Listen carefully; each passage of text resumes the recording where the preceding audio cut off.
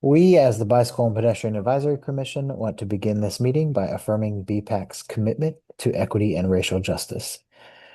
We would like to acknowledge that this meeting is being held on lands that have served as the home for diverse indigenous communities long before current governments were established here. We pay our respect to the elders and members of these communities, both past and present, and recognize the harms of genocide and colonialism. We will make a conscious effort to reflect on the following questions as we advance through our business and contemplate changes in our community. And we recognize that achieving equity requires our commitment to an ongoing process. How can we seek to repair harm with our work and not erase history? How does our work impact the vulnerability and safety of people who hold many intersecting marginalized identities, including Black, Indigenous, and people of color, people with disabilities, and lesbian, gay, bisexual, transgender, queer, and questioning people? How can we prioritize and center people in our decision making? How can we be more responsive to local needs? How can our work build community power and shared decision making? Okay, great. Thank you. So we'll just go through and everybody introduce themselves, and if you're on a committee, share what committee you're on. Um, I'll go first, and then I think I'm just gonna go through the order that's on my screen. So I'm Mary Rose. I'm the 2025 chair of BPAC. I regularly have been attending community engagement meetings, but I also dabble in PNP meetings. And Erin, you are first on my screen. Hi everyone, Erin Convery. Good to see you all again. I am the Senior Transportation Planning Manager with the City Transportation Department. Great, thank you. And then Hannah Bartleball is next. Well, Uh, yep. you, Okay. your voice was cut off for a second, but that might have just been me. No, all good. I'm here, Hannah Bartlebaugh. I am the community engagement chair, and been on BPAC since summer 2024. And John Lawler. John Lawler. I represent the county as the senior liaison. I serve on the Development Review Committee, and also I attend the Policy and Planning Committee. Thank you. Scott Carter. Yes, hi, this is Scott Carter, and I'm the chair of the Development Review Committee. Thanks. Chris. I'm Chris Perlstein. I am on the transportation planning policy slot for the city, and I regularly attend the planning and policy committee. I'm also the secretary for now. Thank you. Thank you. Ed.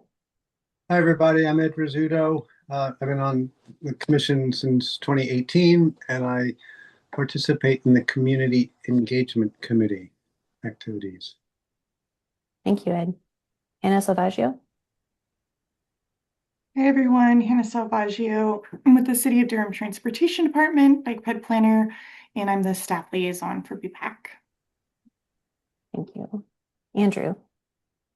Andrew Birch, county at-large position, and I'm hoping to get more involved in the Development Review Committee. Thank you. Maggie.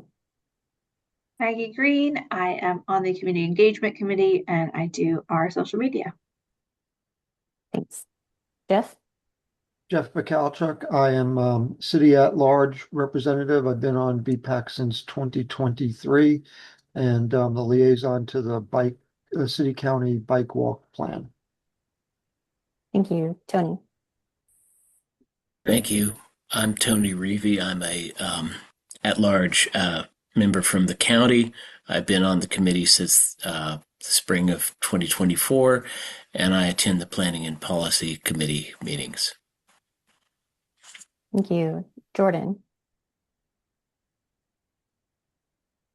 Hey, good evening, everyone. Jordan Powell. I am in my first year as a commissioner representing the marginalized pedestrian community, and I serve on the DevRev committee. Thank you, Nathan. Hi, I'm Nathan Lee. I'm a county appointee as the Duke Liaison, and I am the chair of the Planning and Policy Subcommittee. Great. Katie? Hi, everyone. I'm Katie Peralt. I represent the city in an at-large position, and I sit on the Community Engagement Committee. Thank you. Trent?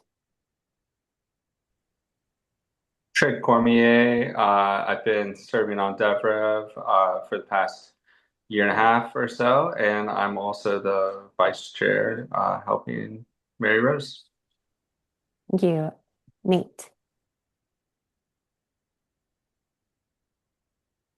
Hey, I'm Nate Dixon. I'm the community liaison for North Carolina Central University. I'm actually not on one of the subcommittees yet, and I wanted to, maybe at some point, Nathan Lee, I'd like to talk to you a little bit about what you're up to at Duke and what more I can do at Central.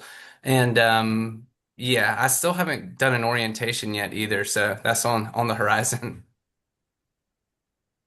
All right, we'll work on scheduling that with you then. Sorry about that. Okay, that's all I have on my screen. Hannah, do you have any updates on new members or openings? Yeah, so Kayla Keels has not been sworn in yet, to my knowledge. So they're not a voting member yet. And then Carl, I didn't hear if he was going to be joining today. And then I know that Wendy is going to be running a little bit late. But besides Kayla, we are fully not staffed, but full with members. So that's good. And Nate, yes, I was waiting on Kayla to hear about the orientation, but I think maybe we should just get scheduled with us. All right. And then the only excused absence I have is for Rosie. Did you have any others? Yeah, I forgot to mention that. Yep, she's the only one I have to. Okay. Are there any adjustments to the agenda for tonight? Seeing none. Great. So we'll move on to the approval of the October and November minutes. We'll do these separately. So I sent them out yesterday, so hopefully you had time to read them. Sorry, it's short notice. Can I get a motion to approve the October minutes? Motion to approve the October minutes. All right, moved by Katie. Can I get a second? Second. Second by John. All those in favor say aye or raise their hand. Aye. Aye. All those opposed? Great. The October minutes have been approved. Can I get a motion for the November minutes? I motion to approve the November minutes. I'll Okay, second. moved by Nathan, seconded by Trent. All those in favor say aye or raise their hand. Aye. Aye. Those opposed? Hearing none, it has been approved. This next item actually should have been removed. That's my bad. We were informed that we're going to need to start taking and approving of minutes for the committees. So most of the committees already take attendance and notes. So those are just going to be a little bit more formal, and we'll have to vote on those at future meetings, but we will not be doing that for the December ones currently. Ideally, they would be ready and sent out prior to, so like if they were December's committee minutes, since all of our committees meet prior to the monthly meeting, then we would approve those during the monthly meeting. But we'll start that in January. Yeah, and I guess something to note on that. So we also have to upload them, or we as in me has to upload them to the website. So they will need to be, I think what I'm thinking is maybe just having them where they have the BPAC header, kind of like these ones, and then they can be a little bit more informal. It just needs to have, like names and then what was discussed, main action items. But those do need to be voted on. And so that is, I guess there's a requirement that the notes need to be sent at least 5 days in advance, business days, before being voted on. So it will start in January, and we'll just have to, yeah, make sure we're kind of staying coordinated, all of the chairs and logistically getting it all together. And then once they're voted on, 15 days to upload them to the website. So Yeah, and I think so like one of our based on like how the days line up in the month, there might be a chance where like the I think it'll be very often that maybe the development review committee is within that 5 day window, so those might not be available to be voted on. But sometimes we have them after the meeting, and so those we'll just vote on during the next month. Chris, you have your hand raised. Yeah, I was curious if we wanted to maybe adjust a little bit how we do our main meetings then, if we have more formalized minutes that we have to review and vote on, do we want to use that as maybe a replacement for um, committee reports? Just kind of throwing that out there as an idea. I don't know. I mean, my thought would be, I think unless something else is specifically mentioned during the main meeting, we could maybe just refer to those monthly committee reports within the minutes for these meetings. Not we seeing can anybody. always Okay. adjust to, I mean, we can do it, January, where we do it at the beginning of the meeting, and then if people, need to discuss it more or something, then can transition to have it being more during the report time.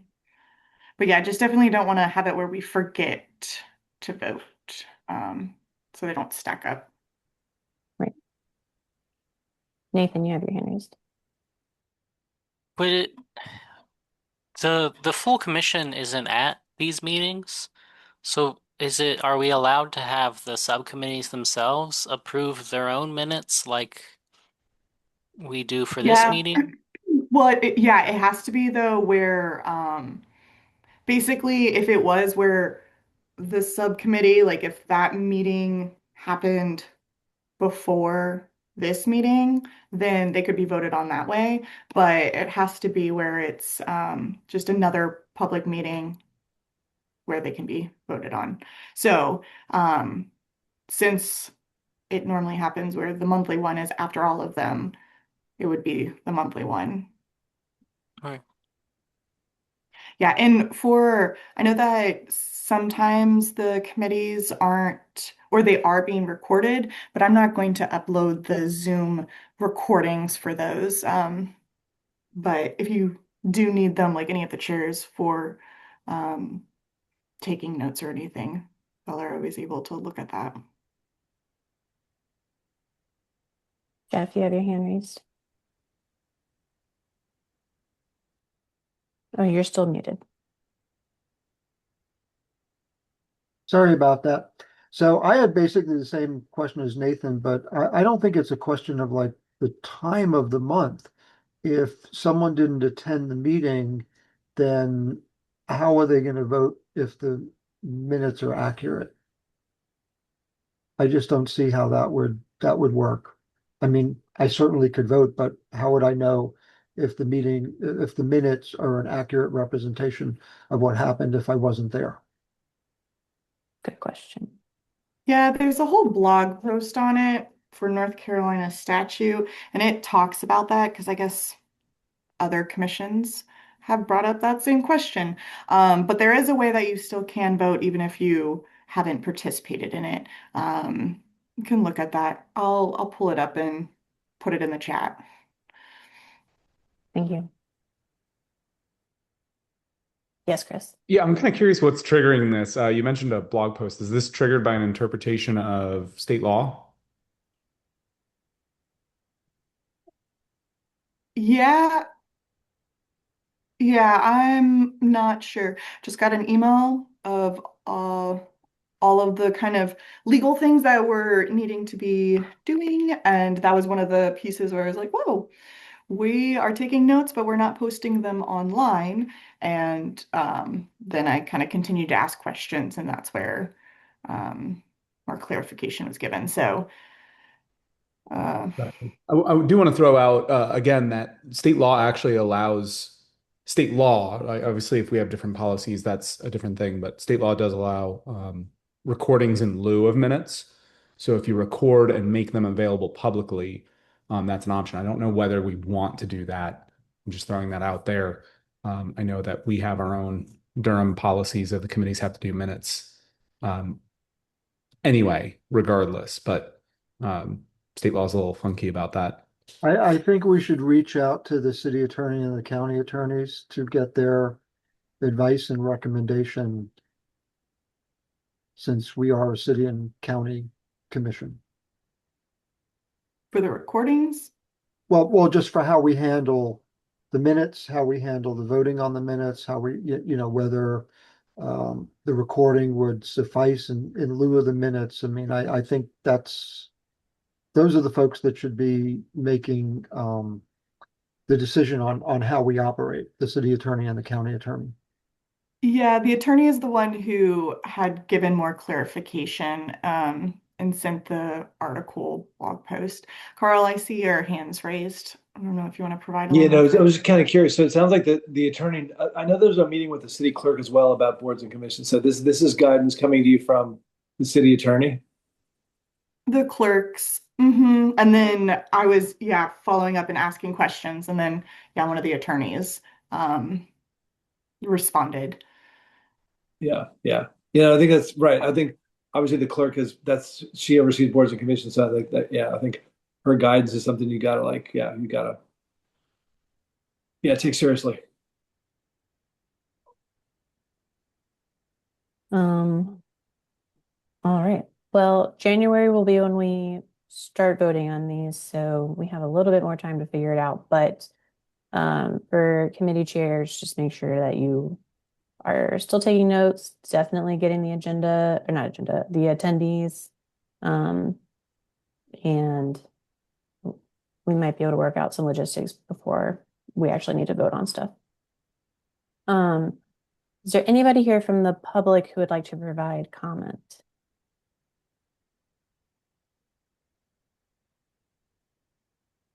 Not hearing any.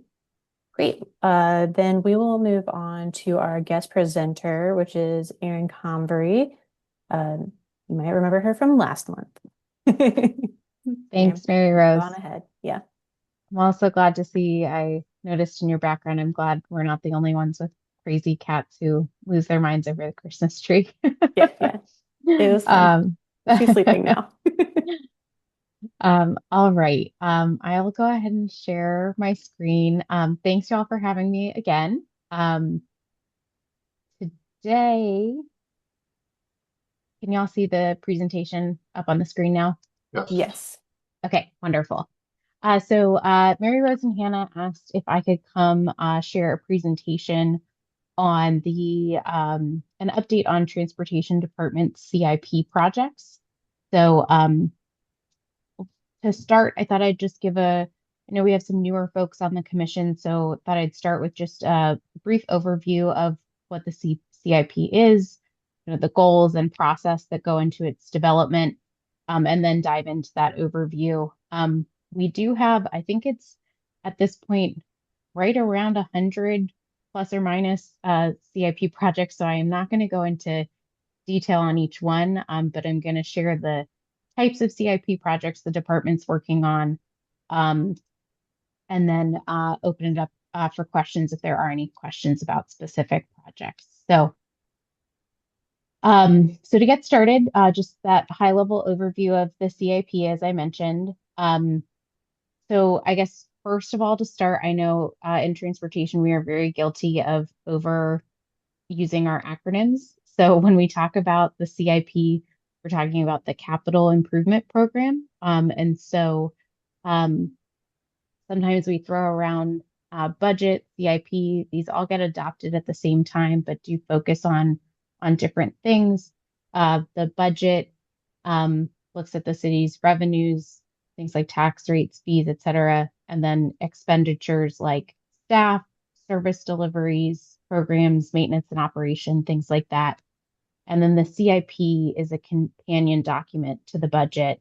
It is our program that guides our spending on long range capital projects. And in Durham, our CIP projects, our CIP is for projects that are over $100,000. So these are kind of our bigger, longer range capital projects that you'll see me talking about today.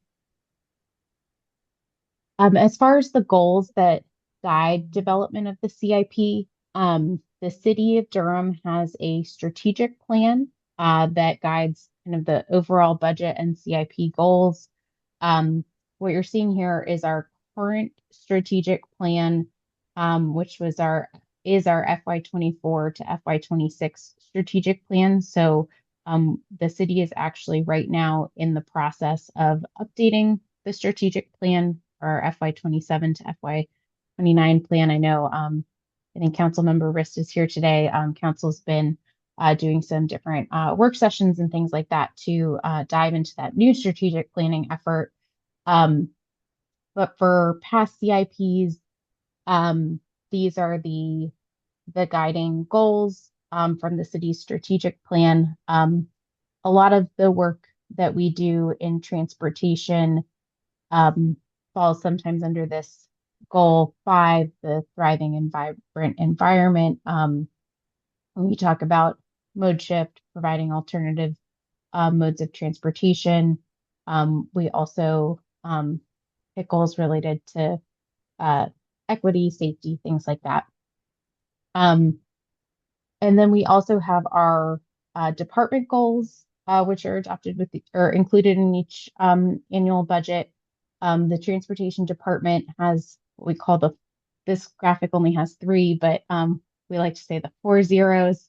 So that's zero disparity in mobility access. That's looking at enhancing access to all different modes of travel, accessibility for persons with disabilities, multimodal improvements, access to transit, zero roadway fatalities or serious injuries. So I think most folks here are probably familiar with our Vision Zero goal of eliminating deaths on our roadways, and then zero carbon emissions.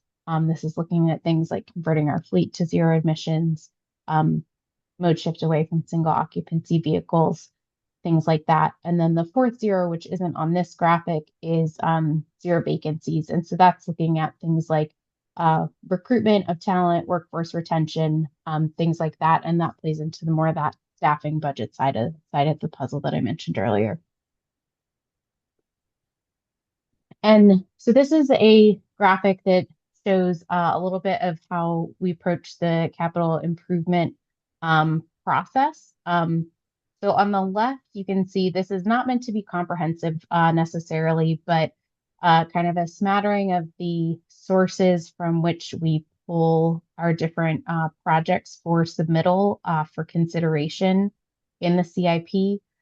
So sometimes it can be existing projects where our current funding levels due to cost escalations or things like that need additional funding. It can be projects coming out of either, well, previously our existing bike and walk plan. We're in the middle of an update to that plan, so that will be informing CIP submittals. We have things coming out of our Vision Zero action plan, Move Durham, which was a mobility plan adopted back in 2020. There are projects coming out of the county transit plan, where sometimes the city will contribute funding and/or and then another pot that we or another kind of type of project is for projects where we have federal or state funding that require a local match. We also often rely on CIP funding for those local matches. So just some examples of the types of sources of some of these projects. So with all of that in mind, we develop what is called a pre-list, typically in the fall, that gets submitted to our budget department, who provides feedback. And then in the winter, we actually have our kickoff tomorrow. We develop CIP submissions, where each project we provide lots of different information related to the project, that gets scored on a matrix of a bunch of different criteria. And then in late winter, usually, I'd say typically like February timeframe, we present those CIP submissions to the CIP committee, which is a group comprised of staff as well as residents of Durham. Following the CIP presentations, the city manager then develops the proposed budget, which includes, as I mentioned, the companion document of the CIP. Council has a couple budget work sessions in late spring. And then in summer and in June, there's a public hearing and then ultimately adoption of both the budget and CIP. And that then starts and is our new budget and CIP as of July 1 each year, the start of our new fiscal year. So that's a high level overview of some of that, but just wanted to orient around the process a little bit before we dive into some of the projects we have going on. I guess, Mary Rose, do you have a preference do you want to pause there for questions about projects, or do you want to do the whole thing, or sorry, questions about process, or do you want to do the whole presentation and then open it up for questions? We can answer some questions about the process. Yeah. Okay. Do you have any questions? Anyone have any questions on any of that? Chris, go ahead. Yeah, you see, there's reference to multiple plans here, kind of, I guess, maybe informing the lists as they're submitted. Do you guys do any kind of scoring or ranking related to these things, to sort of, identify what projects maybe get the most value per dollar for meeting our goals or meeting specific goals, or which ones meet the most goals, that kind of thing? So that way they can be, I guess, better prioritized. For context, part of the reason why I'm asking this is I was a little bit surprised that there was not, it did eventually make it in the Roxborough Mangum 2A conversion, but there was a little bit of a lack of appetite for doing it. And understandably, it's a big project, but at the same time, the Vision Zero goal passed unanimously, and it's a fundamental requirement to meet the goal to fix the Roxborough Mangum corridor. It has to happen in the next 2 decades, right? And so there's a little bit of that question I have about how projects are ranked, or the information is provided to council so they understand that, and it's up to them to decide, but if we don't do this project, this is a corridor that has deaths and injuries, and therefore, if we don't do this, we won't meet this goal. This goal is done. And so Yeah. doing that kind of information. Yeah. So this box here, this winter CIP submissions to budget. So I will say we're at a very unique moment in time in that our CIP kickoff is tomorrow, and this year, for the first time in several years, they are changing the scoring submissions. So I cannot yet speak in too much detail to what we will be submitting this year as far as the specificity of that, but I can say that we do. So when we submit projects for CIP, we're asked to include lots of information that ultimately goes into a score. So kind of getting at your question around ranking. So it's things like cost. It's things like, so there's kind of a financial piece, cost of the project, as well as if there are any grants or things like that, revenues supporting the project. there's relations to adopted plans. So to your point about, Vision Zero being adopted, there's and again, all of this is the asterisks of this is the past year's scoring criteria, but there's several criteria related to equity, socioeconomic data, racial equity, and connectivity, relation to other projects within the city. I'm trying to think of some of the others, but it's a spreadsheet that's very long and complex, and all of that is used to ultimately then score each of those projects. And so there is a ranking that is associated with each project. I can't speak directly to how that is communicated to council. I don't want to put council member Rist on the spot, but he might be able to speak better to kind of what they see on their end when it comes to the project scoring. Yeah, no, yeah, great question, Aaron, and great question, Christopher. Because I know last year at this time it was kind of like, well, are we going to do this or not? I think in addition to what Aaron said, there's definitely like a complicated scoring sort of like system that goes into all the projects. I think there's also just the pure politics of like money available, right? A lot of competing projects. I think part of my recollection from talking to the city manager was this was going to be a larger investment over several years to complete the two-way conversion. And I think that in that case, the manager was looking for a little bit of like looking at the council to see was there the appetite to really fund this at a significant level for multiple years to make the two-way conversion happen. And so I think that in that case, that was what was going on there. And I think that, certainly BPAC, Bike Durham, and other community folks stepped up to big to make sure it was clear that this was a priority for local residents. But that's my recollection of how that one sort of like evolved. Thank you, Chris. Councilmember Rist. Sure. Ed, your hand is raised.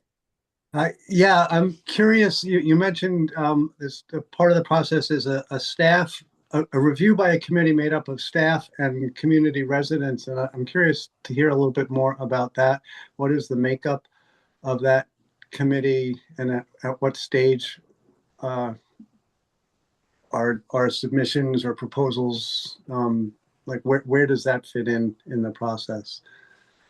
Yeah, so I think our budget department puts that together. Our budget department kind of runs the CIP process overall. I am not 100% sure. I can reach out to them and find out more information of how that committee is put together.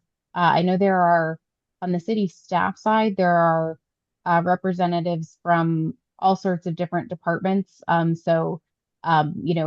It's not just folks who are familiar with your projects or things like that, kind of bringing that set of fresh eyes to ask questions and things like that. I'm not as familiar with their recruitment process for resident participation, so that I can follow up on that. I'll have to look into that more. But essentially, over the course of several weeks, each department presents on their submittals, on their CIP submissions to this committee. And that committee can ask questions. They look at those project scores that I mentioned, things like that. And I think feedback from that committee is ultimately taken into account as the city manager develops their proposed budget. Thank you. I appreciate that. Sure. Any other questions before we continue with the presentation? Seeing none. All right. Aaron, yeah, go ahead. Great. Awesome questions. Thanks, y'all. Like I said, we've got a lot of different projects. I took a stab at kind of grouping them into like categories just to have a way to kind of talk through these during the presentation today. I do want to clarify that these are not necessarily categories we use in the CIP process. Like we aren't filling a bucket of, 5 of these projects and 5 of these projects. This was more just for the purpose of today's presentation. The first kind of bucket of projects I'll mention here is overall looking at bike and pedestrian facility projects. So these include things like, I know Clint and I were here last month talking a lot about our sidewalk projects. So we have several of those, also side paths or multi-use paths. We also have on-street bike facility projects, things like buffered bike lanes or physically delineated projects, neighborhood bike routes. And then right now we have 3 trail CIP projects, Durham Rail Trail, R. Kelly Bryant Bridge Trail, and the Third Fork Creek Trail Extension. As far as some of these that you might see coming sooner rather than later, as Clint and I shared last month, we have a sidewalk project called Sidewalk 66 that includes several segments that recently went out to bid, as well as our East Club sidewalk project recently went out to bid. So those are 2 of our pedestrian focused projects that are closer to construction. And then actually Hannah has been leading the way on 2 bike facility projects, our next phase of neighborhood bike routes and adding vertical protection to the buffered bike lanes on Main Street and MLK. So those are some of those that are closer to implementation.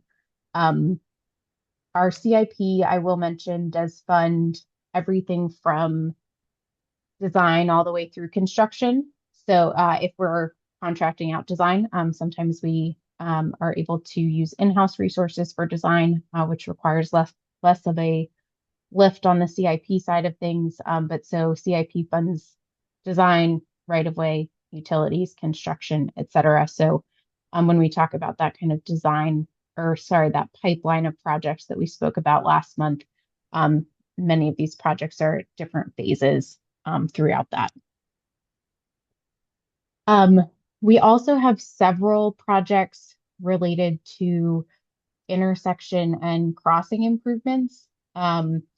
So typically each year we submit for a school and trail crossing improvements CIP project, and that allows us to install things like crosswalks and our rectangular rapid flashing beacons, RFBs, like you see in this picture, near schools and trails, as the name implies. So we have a couple of those actually that are currently active from different fiscal years. You know, some are the older fiscal years, you know, moving into construction, and then a newer fiscal years, just, you know, starting design, that type thing.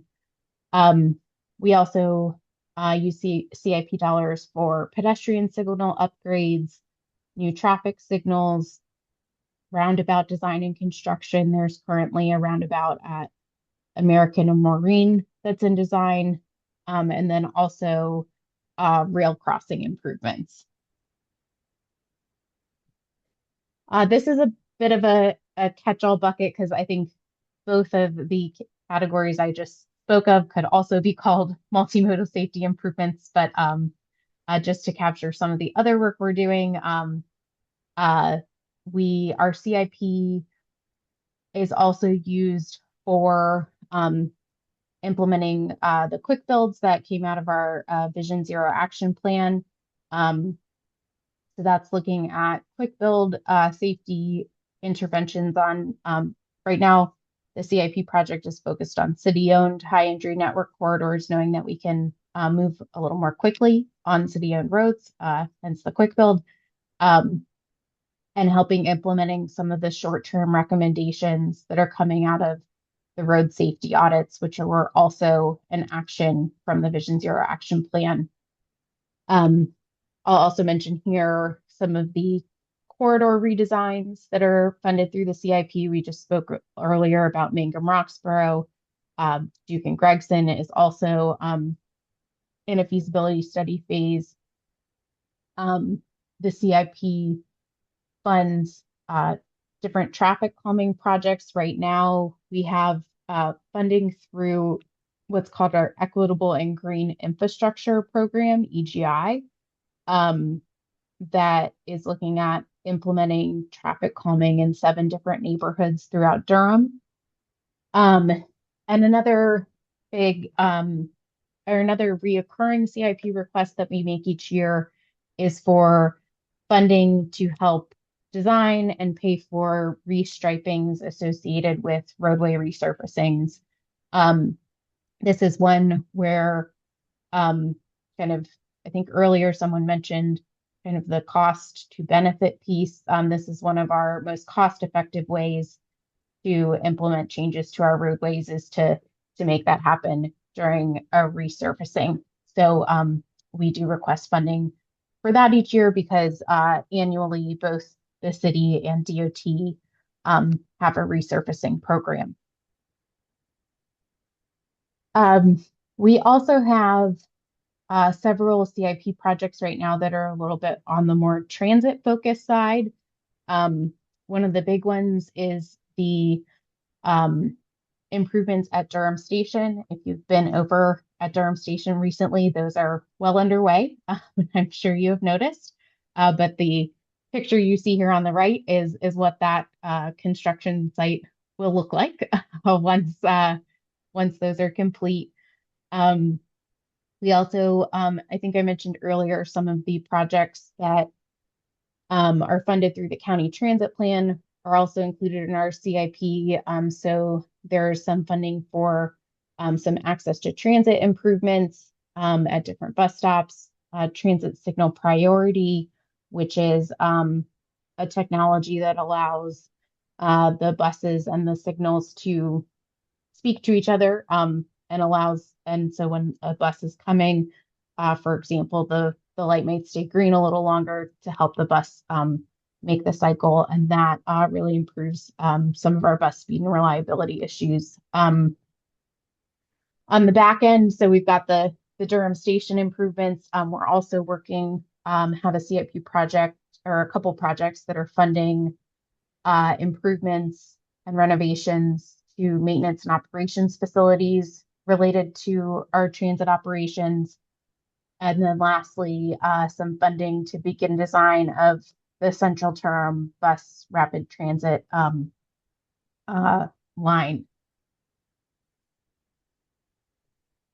And then I was going through the list. There were a couple projects that just didn't really fall into any of those categories. So I'll just mention those to wrap up here. We do have one project that is looking at design and construction of a new roadway. That's the Woodcroft Parkway extension. I think one of our planners, Eric Vitale, has been here in the past to talk about that project. And then we have a federally funded project through the MPO for installation of downtown wayfinding signage. So that is also in the CIP. So that was a very high level overview of a lot of the projects we have going on. I did include at the end of the presentation, more just for your reference, some tables that include not all of our transportation CIP projects because some are kind of wonky in that they're meant to be closed out and aren't, or are something public work manages but is under transportation, just some weird little things like that. So this is not every single project under transportation, but many of our projects that fall into some of those categories that I just described.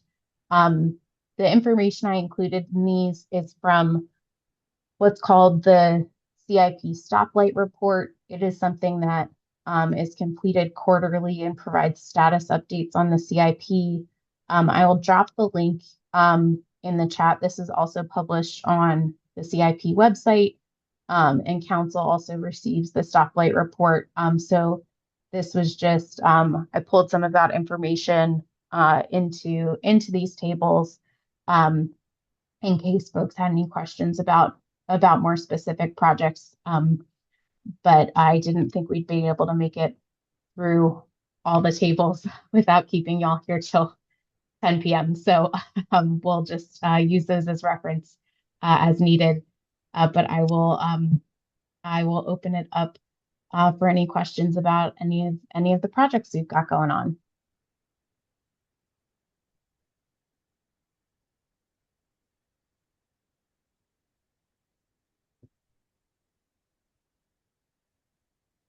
Yeah, Chris, go ahead.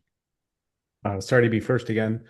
This is Nope, going to be a go little for it. bit more general about projects again, but sort of one of the things that sticks in my head a lot, and this comes from some talk about like the California high-speed rail project, and specifically the process that they did that and the way that, you know, city, state, county level looked at approvals for it, was really interesting because they talked about how like one of the biggest forgive the pun, roadblocks to the California high-speed rail project was actually the environmental analysis. This was an extremely expensive process. It took a very long time, and there was a lot of consternation about like, you know, the results of the report. But the article that I was reading was talking about how what's interesting is what's missing from that analysis, which is the cost of not doing the project, right? Because, you know, everybody here is probably well aware of the fact that, you know, single occupancy vehicles are you know, far more environmentally destructive, they're far more expensive.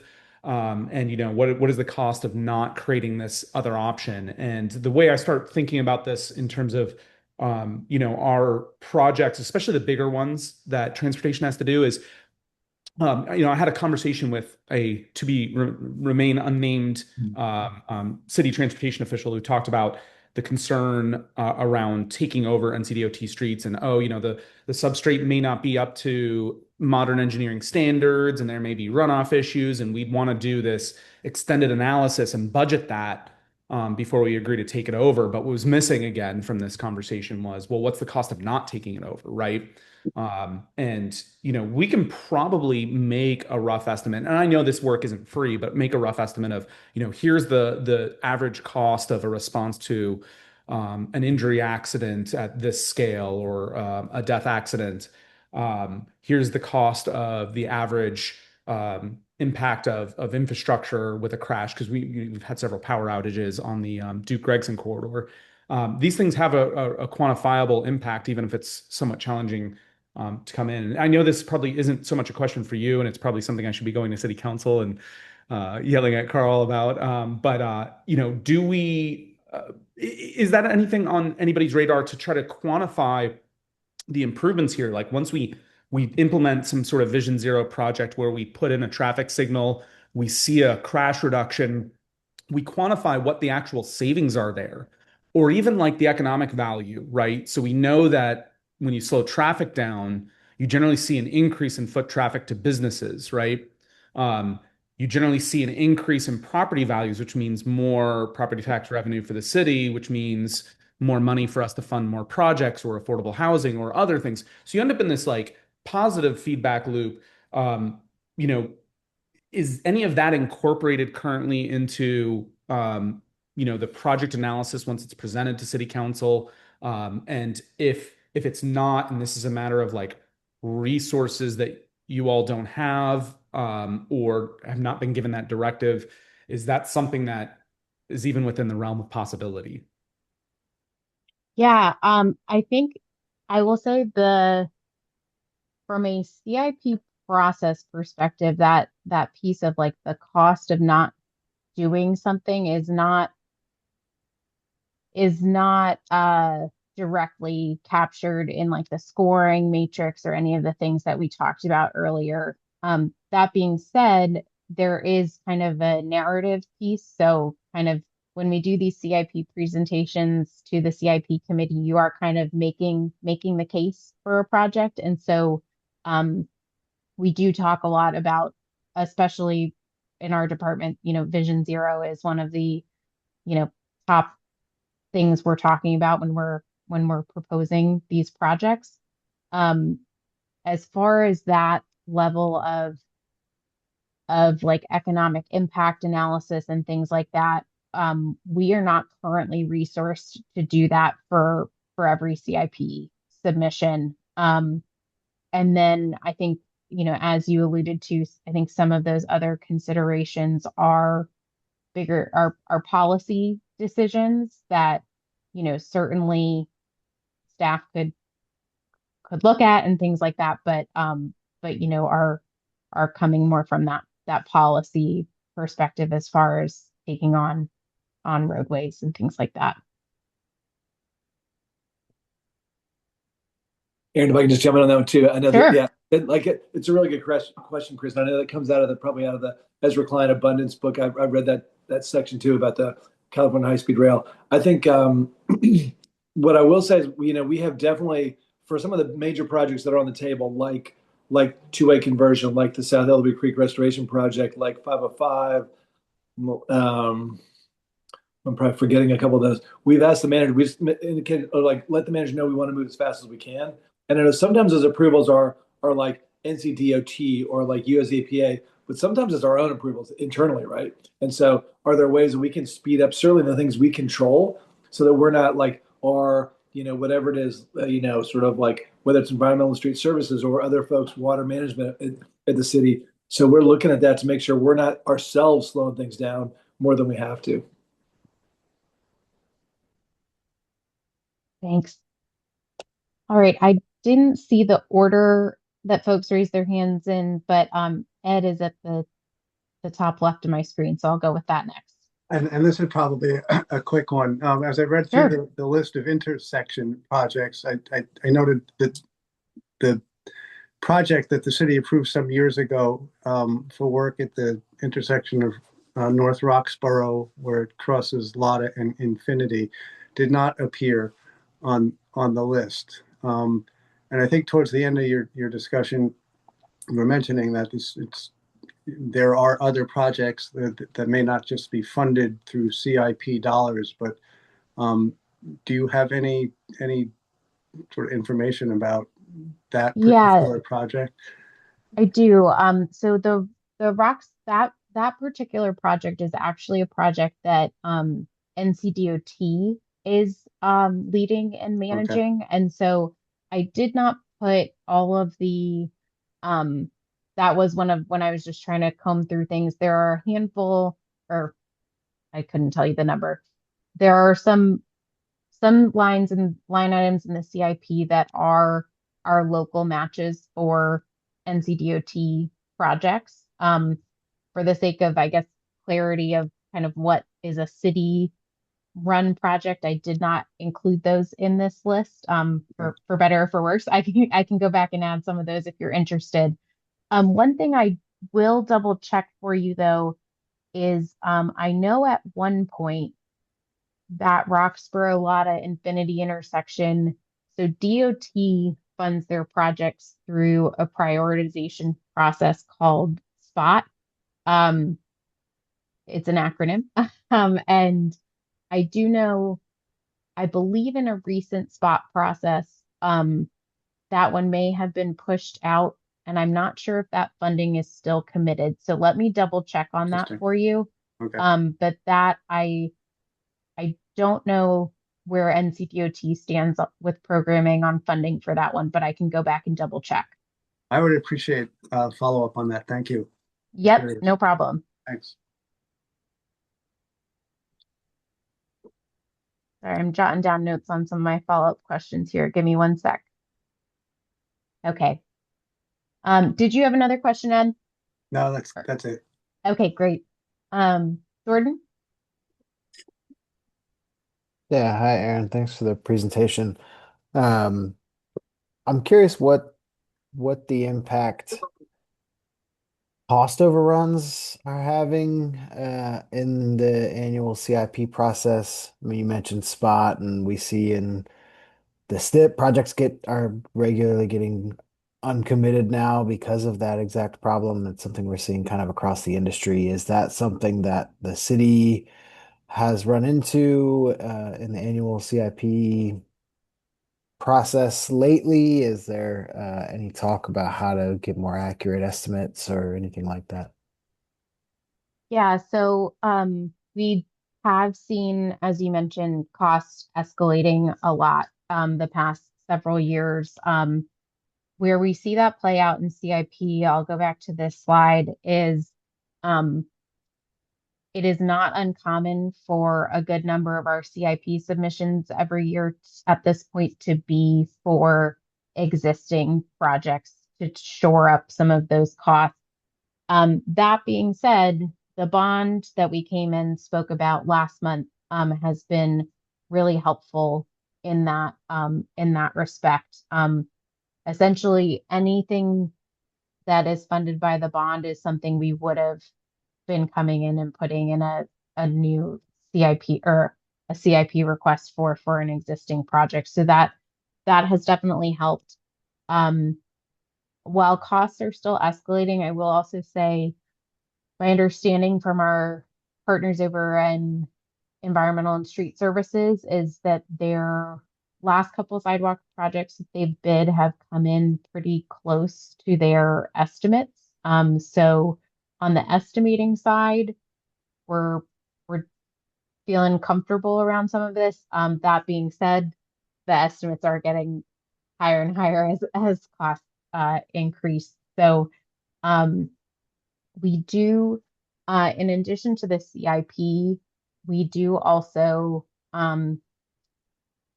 apply for federal funding for our projects through the Regional Transportation Planning Organization, the Triangle West TPO. And so those projects, for some of our larger dollar projects, can tend to be good fits for trying to go for federal funding, knowing that CIP at the end of the day, can't necessarily fund every single project we're trying to do. But yes, the short answer is we are seeing increasing costs. But the bond has been helpful for that, and we do go after not just through the MPO, but also federal discretionary grants.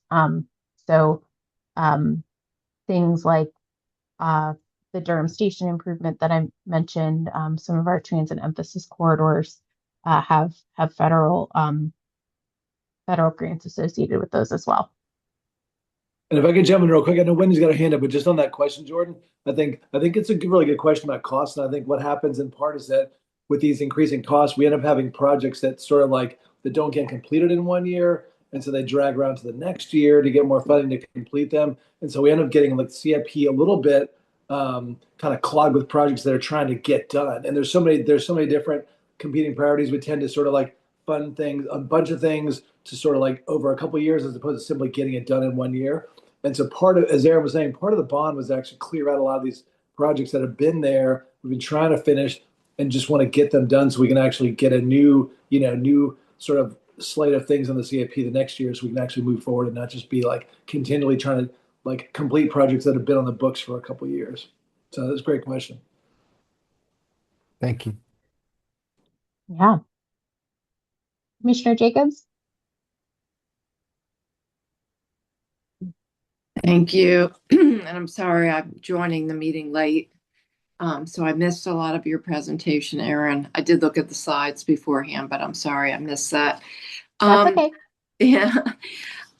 So I was wondering, what is the city's portion? How much does the city allocate for transportation of local funding? What is the city's? That is a great question. I would need to look that up. I do not know the answer off the top of my head. Okay. Yeah, I was just curious. Yeah. Because I think one of the things that we recognize is that we don't have enough money for everything that, needs to be done. And, funding is always a challenge. Anyway, I'm curious to learn more about how the city does fund transportation.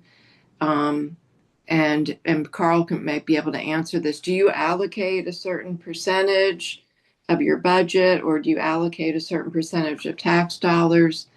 How does that work? We don't have for some things, like we have like 2 pennies for housing. There's like a half penny for parks. We don't have a formula for transportation. So it's kind of the competitive process of each department coming in, like as Aaron described the process, sort of like, initial pre-list or whatever, and then sort of community input, and then meeting with the manager. So it's more that process that results in the budget that transportation gets. Mm-hmm. Have you all, I know oh, sorry. Has there ever been discussion of actually allocating a certain percentage or a certain, number of cents on the dollar or whatever to, I mean, because transportation is really one of the city's main functions, It's one of right? it's one of our bigger budget items. Yeah. And I think especially in the context of, rising costs with labor, with materials, what we're seeing, bidding things out for contract, but also just the reality of federal funding and state funding in North Carolina, because what we're seeing, unfortunately, with the Durham County Transit tax, which the Durham County Transit Plan is really focused on just transit, not transportation, all the many things that the Transportation Department does. And that the Durham County Transit tax is supposed to be focused on, big projects, regional transit. It was passed for the light rail. So really is going to be our main source of funding for things like BRT in the future. And, hopefully also increasing passenger rail, I should say, our incremental investments in that. But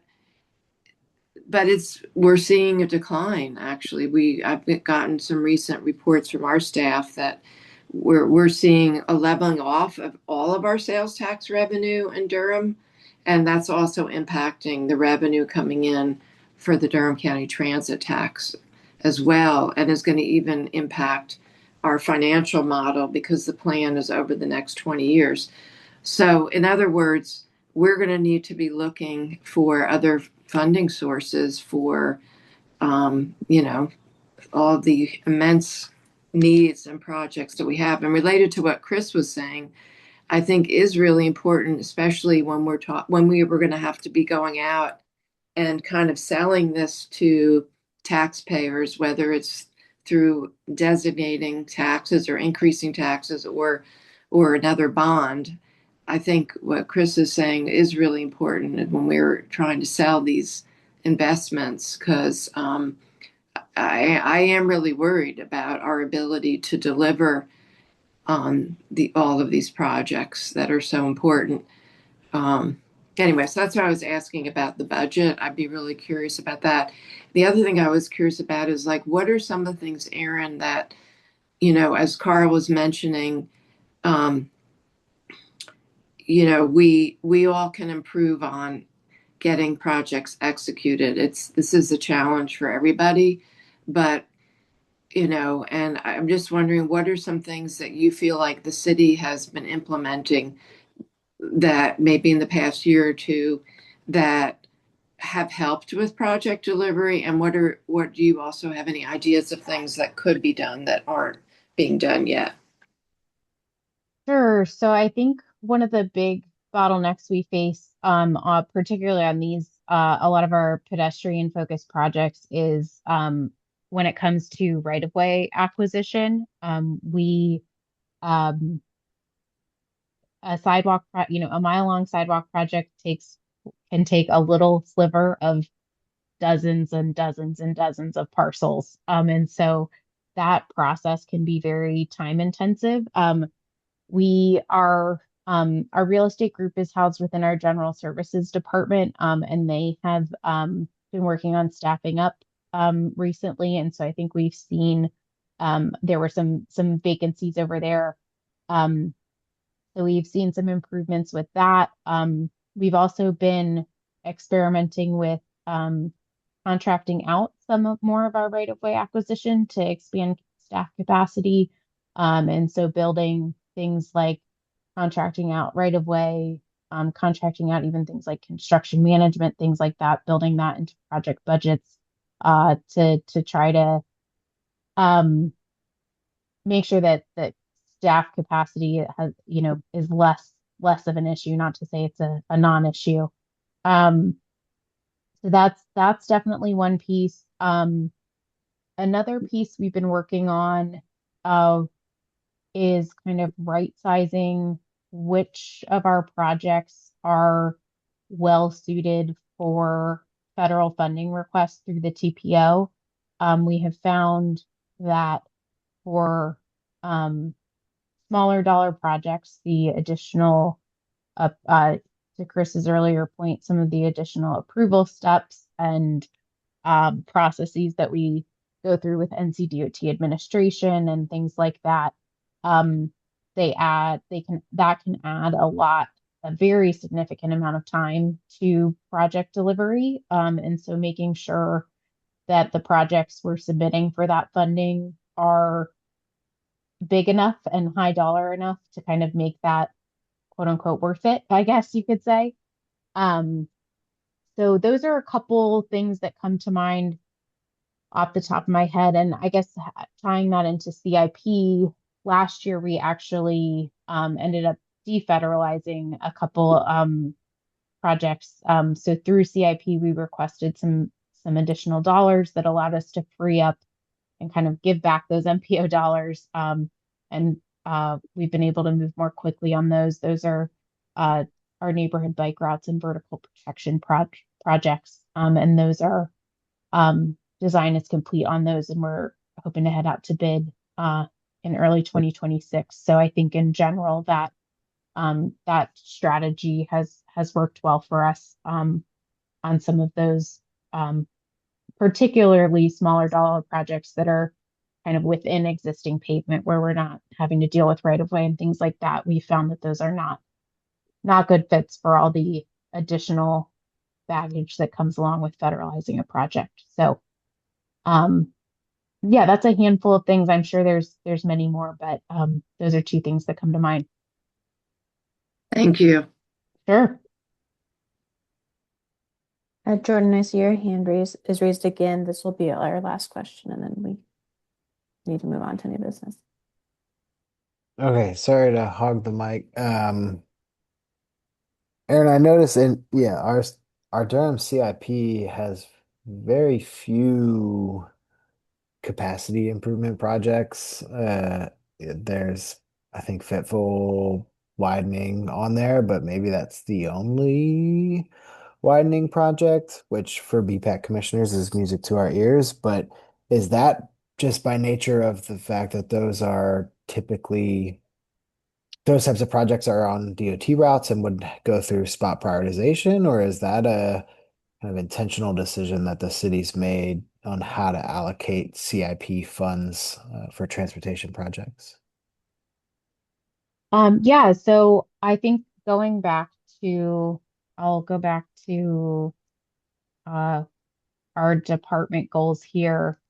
We really do use these as our guiding goals when we are working on project development. And widening roadways really does not align with these goals.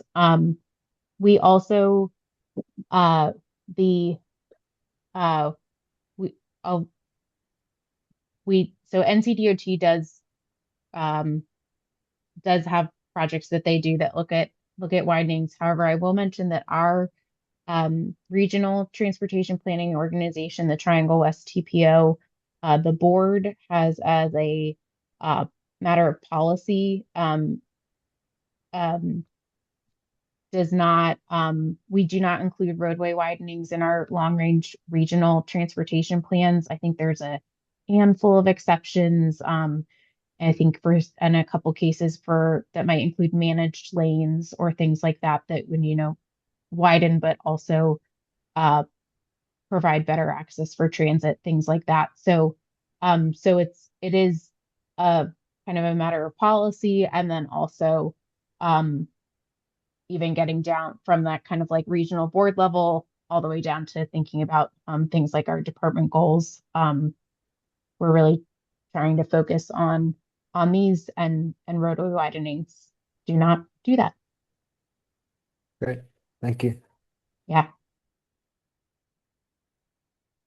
Thank you, Aaron, for your presentation and everybody for your good questions. You're welcome to stay for the rest of our meeting if you're interested, Aaron. But if not, thank you for joining us. I will probably hop off, but thank you all so much for having me. And I will probably see you all again in February when Hannah is back on her leave. So you'll get a break from me in January. But thanks again for having me. Great questions, everyone. And I've jotted down a couple of the follow-ups. I'll get with Hannah on those and make sure those answers get back out to you guys. All right, thank you all. Thank you. All right, I will share my screen again for the agenda. And then, sorry, it changes a bunch of stuff whenever I share my screen. The next item for new business is to vote for our 2026 leadership positions. So this will be the chair, vice chair, and secretary. And then afterward, we will vote for our committee chairs because we need to do that again as well.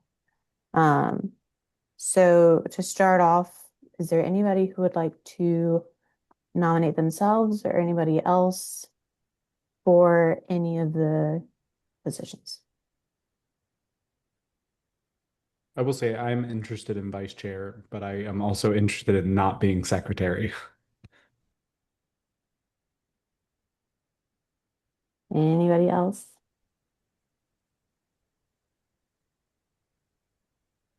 Okay, well, I would like to nominate myself for chair. And I would also like to nominate Trent for secretary. Trent, are you willing to accept this nomination? Yeah, I'm happy to be a secretary. Okay, great. Mary Beth, is that you? Mary Rose, yes. Mary Rose, yeah, I'm sorry. You're okay. Yeah, I nominate you, Trevay. You'll nominate me? So you Yep. said? Okay, Yep. just making sure I heard that correctly. Okay. Thank you. You're welcome, my friend. I accept that nomination. All right, well then if there aren't any other nominations, I'll just go down from chair through secretary, and we'll vote. This is my first time doing this, so I feel a little awkward about it. Do we need to do a motion for this, or is it just we do it? I motion that Mary Rose be chair for 2026. I'm motioning it too. Yeah. All right. Not going well so far for me. Moved from Nathan, seconded from Trevay. All those in favor? Aye. Aye. Aye. Aye. Those opposed? Thank you. Thank you. We're just going to do the motions for the rest of them because I'm not sure what we're supposed to be doing for that. It feels like a weird limbo space. I will move. I think I could. Can I move? Yes. Gosh, I should know these things. I will move to nominate Trent for secretary. I'll second that. Second. Trevay seconds that. All right, well, Jeff, I got Jeff seconding that one. Oh, all those in okay. favor? Aye. All Aye. opposed? Aye. Okay, great. And then I'll move that we, I guess, have Chris as vice chair. I'll second. all right, moved by Jeff, seconded by Trent. All those in favor? Aye. Aye. Aye. Aye. All those opposed? Okay, great. We've got our new leadership team. Thank you guys. All right, and then moving on to committee chairs. This I was assuming we would keep the same chairs, but we do still need to go through the same process. So if anybody's interested in dethroning our current committee chairs, feel free to throw your cap in the ring. I'll nominate the very able Scott Carter as chair of DevRev. All right. Second. All right. All those in favor of Scott Carter for DevRev chair? Aye. Aye. Aye. Those opposed? Great, Scott. You've kept your throne. Thank you. And then for planning and policy. I'll do it again unless there's competition. I say you have to do it. Okay. Move that Motion that you have to do it. Move that Nathan be elected chair of the committee for the coming year. All right, moved by Tony. Can I get a second?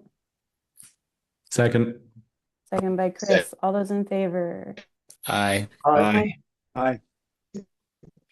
Any opposed? Great, Nathan, you cut your throne. And then for community engagement. Yes, sir.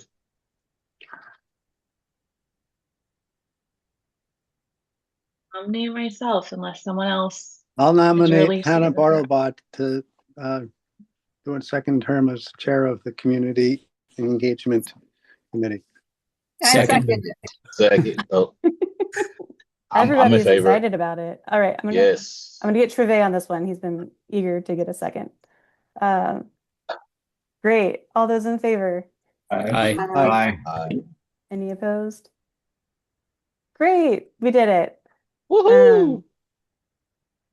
All right, so we already mentioned the committee meeting minutes,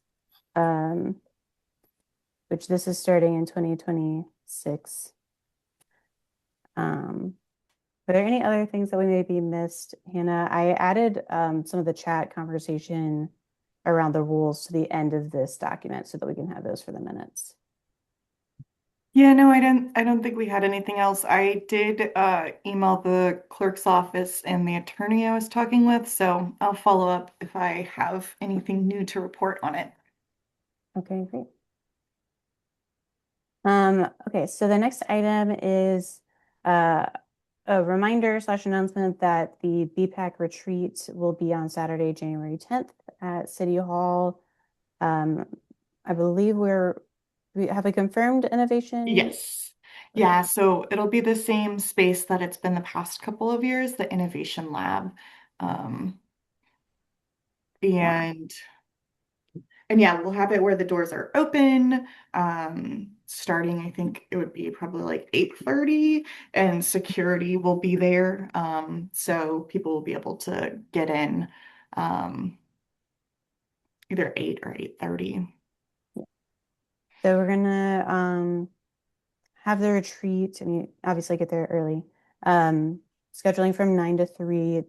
We're still like working out specifically the agenda, but the idea would be for us to have lunch together and then like a out in the field type activity like we did last year. So while it is highly encouraged that everybody attend that out in the field activity, I understand that 9 to 3 is a very long time to dedicate to us. So if you need to leave after lunch, that will be an opportunity to do so.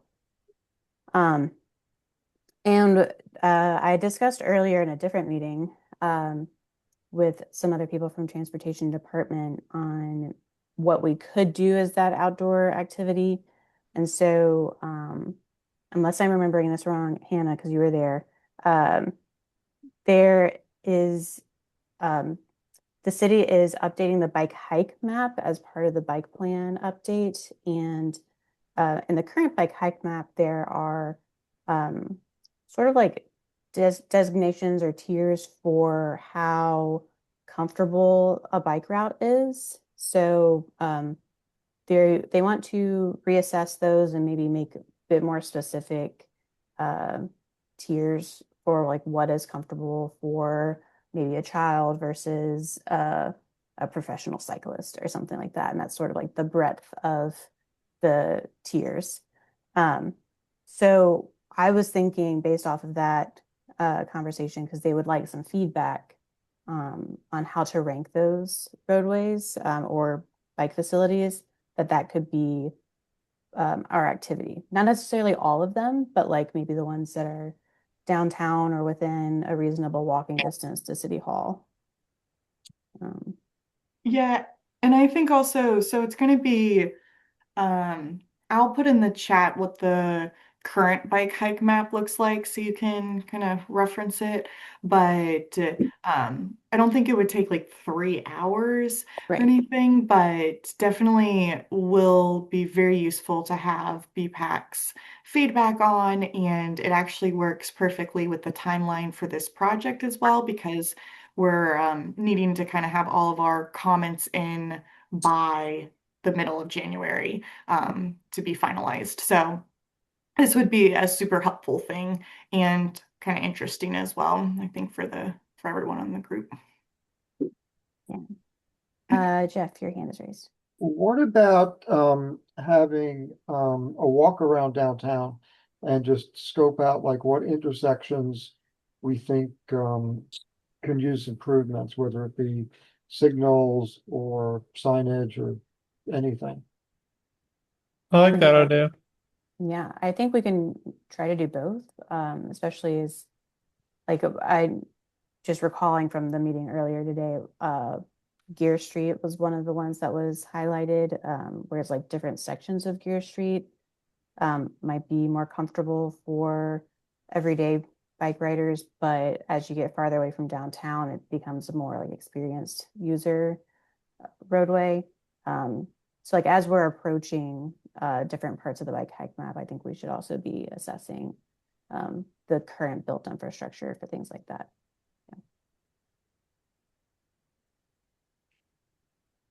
And then I also wanted to say that Nathan and I will be bringing coffee as well as donuts from, I don't even remember, is it Baker's Dozen? A new donut shop opened up near us, so we're going to bring a bunch of donuts. They're very good. They are incredibly good. It's the only thing I miss from when I lived in Raleigh. Yeah, so look forward to that. If you don't like donuts or can't eat donuts, I'm sorry.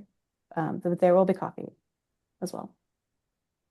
Oh, and then lunch is going to be from Nosh. Yeah, I was gonna say we'll need to do the orders for Nosh unless there's another place that people know about that is reasonably priced and you can do boxed lunches. Definitely open to other kind of locations. The budget would be about $11 a person, so it's kind of hard to find that. But do need to get those orders in a couple weeks. Well, I think like 1 week before the event. So we'll need to send out, I think we've done in the past like a Google form to collect orders, but we'll need to do that again. So does anyone, I guess, just opening it up to the group, is everyone cool with Nosh, or are there any other places that people are dying to have the retreat food from? Nope. Like All right. Nosh. I'm seeing a lot of positives for Nosh in the chat. Okay, sweet. Oh, actually, Nathan had a great idea, Gosaka. I freaking love Gosaka. Okay. All And then he says, but Nosh is fine. Okay. All right. I'll look at that too. But okay. So yeah, we'll look at both of those. And yeah, once that gets sent out, please do fill it out as soon as possible. Because we'll need that as kind of the head count for it. Yeah, and similarly to our regular monthly meetings, this is a required event for people to attend. So if you are unavailable, try to reassess whether or not you can come, but you also need to let us know in advance, and it will count as an absence in your total absence count for the year. Okay. Any other questions specifically about the retreat? If not, can people turn their Zoom camera on and we will take a picture? Oh, and I guess also one thing to note with the annual report as well, is I think all of the committee chairs, I think y'all have all filled kind of the things y'all have done this year. When I had looked the other day, it looked like Nathan, you were still adding in some of the bullet points, but finished. I need to have that information really fleshed out these next couple of weeks because the beginning of January, going to be kind of combining it all and have to submit it kind of like the first week of January. So if there's anything else, anything you're wanting to make edits on, please do that now. And if there's any pictures you all have, I know Hannah, you had asked about, creating a folder, and I created one in the folder for this project. So if you could add any pictures in there, that would be really helpful as well. And so the picture we're going to take in a second is going to be an image that we add to the annual report. And I'll just kind of list everyone's name out on it. So Yeah, and I will say, so yeah, I made sure that Nathan finished his section. Okay, Hooked him great. like every day for the last week. And then I added some items to the community engagement section that Ed sent, and we can Okay. discuss those later on at the meeting. Okay, great. All right, everybody, make the face you want for the report. Do you need to like not share the agenda to be able to see Yes. everyone? Well, my screen, the thing I'm taking a screenshot of is all of your faces. So Oh, Lucky okay. you. yeah. Okay. All right, everybody, make your face. Oh wait, stop adding to the chat. Okay, 1, 2, 3.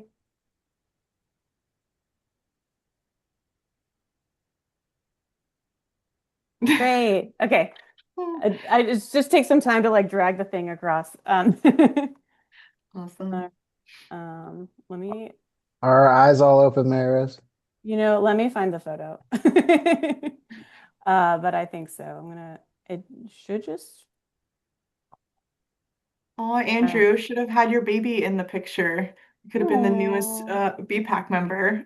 Cute. I think all of our eyes are open.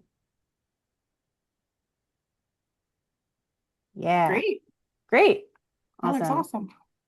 And then maybe we can just add like Rosie somewhere. Oh, yeah. Just add her name. Okay.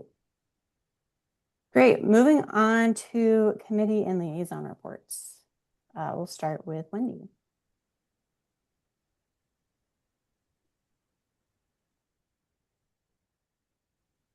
Wendy, are you frozen or is that just me? It looks like Wendy's frozen, so we'll come back to her and go on to Carl. Oh no, Okay, yes, wait. She's moving. frozen. She's moving. Okay. Sorry about that, Mary You're good. Rose. Okay. The only update I really have is that the county is moving forward with a railway crossing elimination study.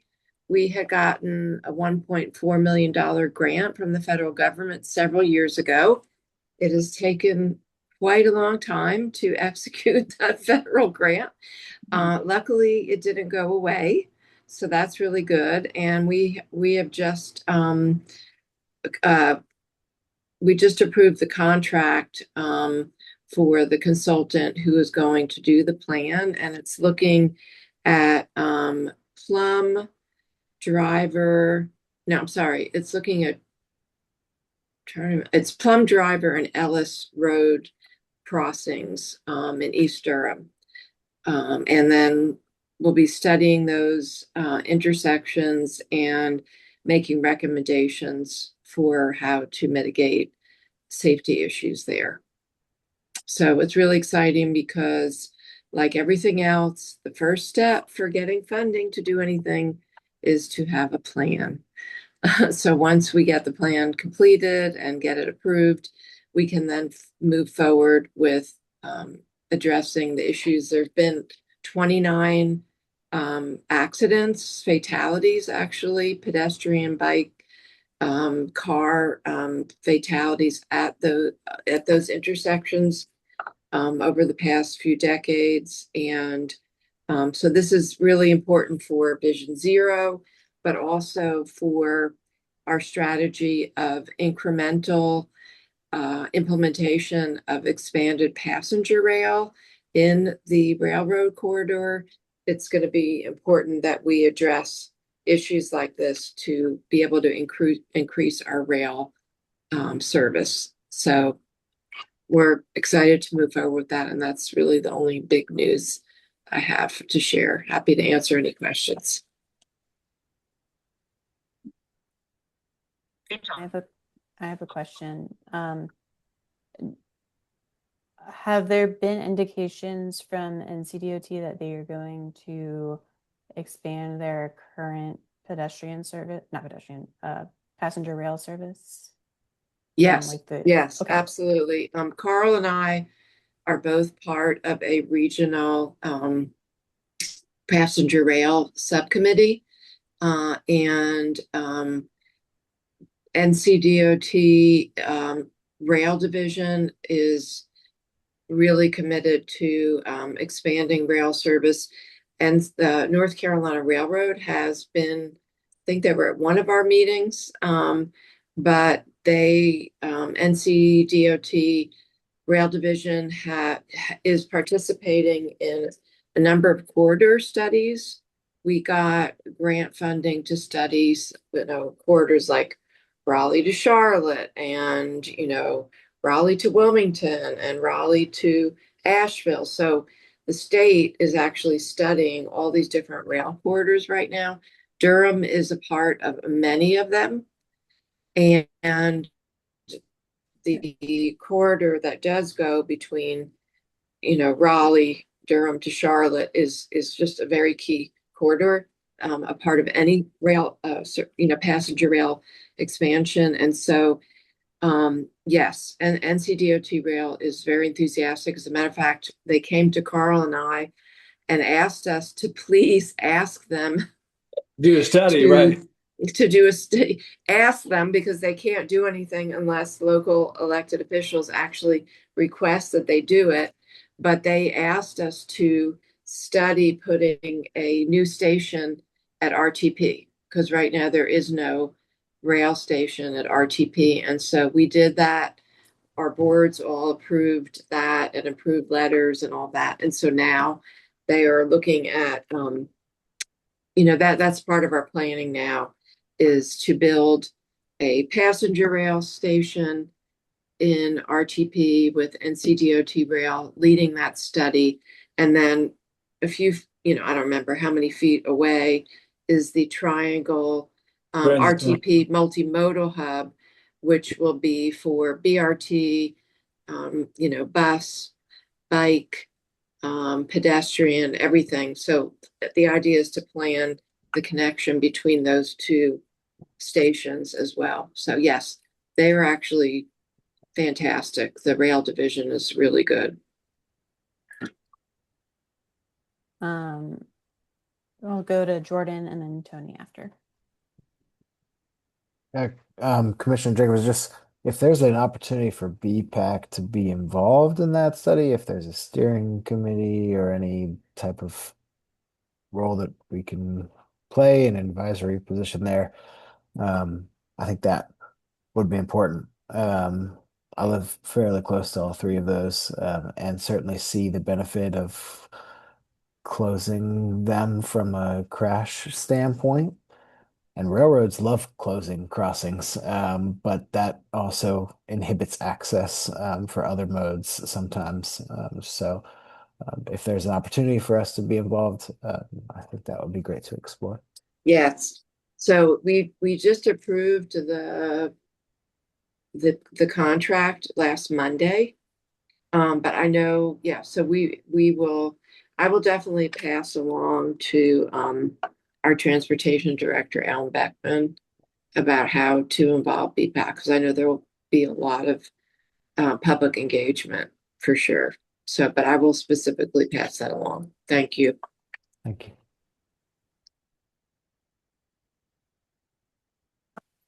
So Mike, I have a comment, which is in terms of incremental passenger rail service. I know we've decided not to implement a defined commuter service. However, and this goes back to Nathan's comment as well, if you could add just a couple, probably one more train, you would make it possible for people to commute between Raleigh and Durham. And what I mean by that is the first Piedmont leaves Raleigh at just after 6 and gets to Durham at 7.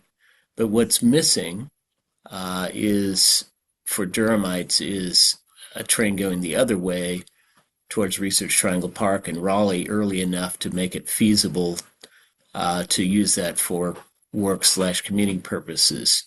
There are some issues, as Nathan is going to raise, I think, about the trains in the evening, but the one in the morning is actually more significant, in my opinion, because it's just not possible to use despite the very frequent train service, it's not possible to use it to commute from Durham to Raleigh or RTP, where most of the jobs are. So, an RTP station is a big step forward, but if you just added, and I see the issues with the turnarounds only being in Raleigh and Charlotte, the Ys only being in Raleigh and Charlotte, and so on, but if you could add a train going eastbound that went from Durham to RTP in Raleigh in the morning, paired with the train going from Raleigh westbound through Durham, you basically have, I mean, it's just one spine, but you basically already have a de facto commuter rail service between the cities and going through RTP. So, it wouldn't be, in my opinion, that large a cost to add a train with that timing. And I think we ought to think about that. It's especially becomes critical if there's a station in RTP because, of course, that's another major work location that people from Raleigh and Durham would want to reach. Nathan, I think your comment is very similar, but focused on the evening trains.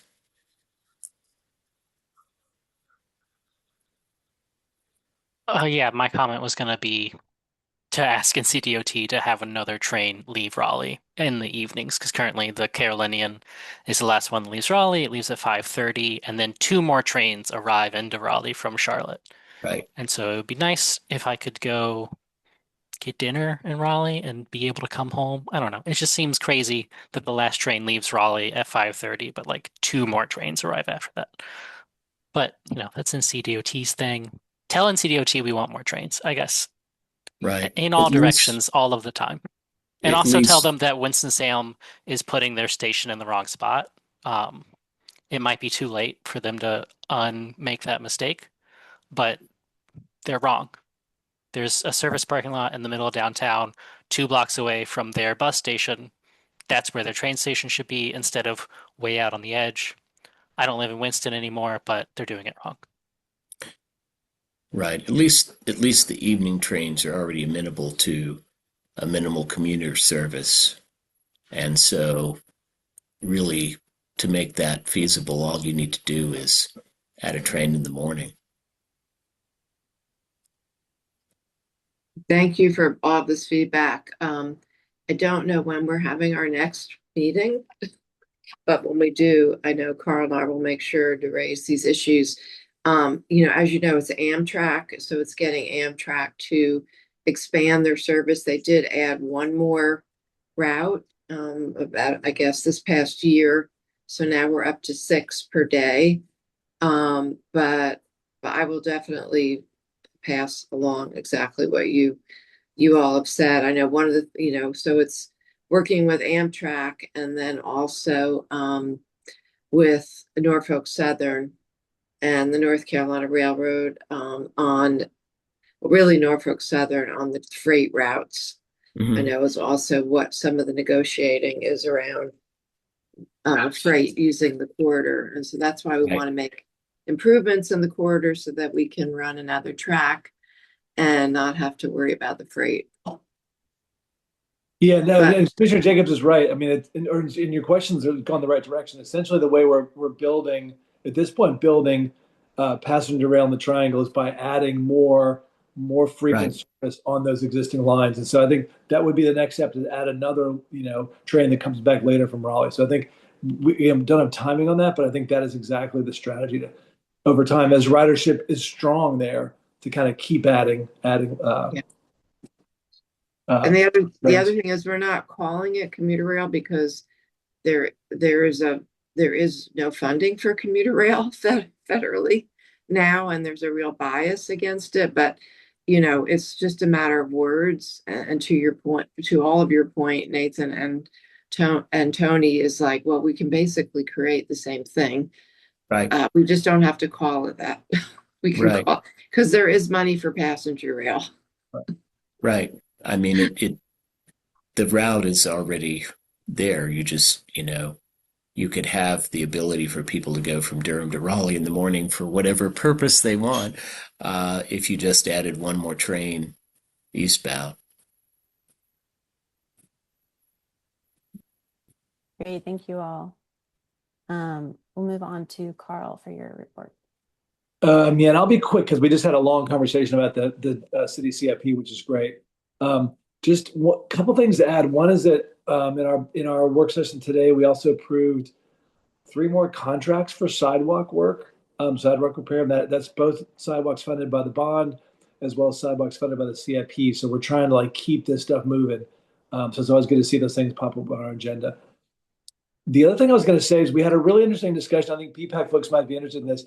Really interesting discussion about our parking fund in the city. As you may know, we built that parking garage on the loop. It's the what's that? The sort of the Ramsur, maybe the newer one that's on the loop there. And so that one is sort of has not been utilized as expected, And so essentially we have a pretty big debt service on that's going to be another 20 years. And so with parking revenues not sort of at the place we thought they would be, we've essentially got a $2 million gap in our parking budget every year that we got to fund through general revenues.